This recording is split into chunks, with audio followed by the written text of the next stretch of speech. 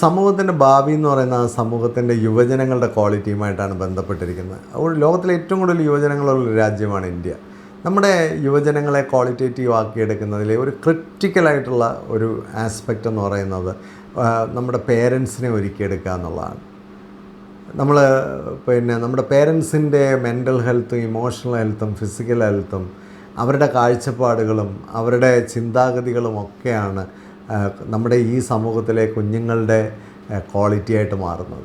ഇതിൽ നമുക്ക് ഒരുപാട് വലിയ കാര്യങ്ങൾ ചെയ്യാനായിട്ട് സാധിക്കും.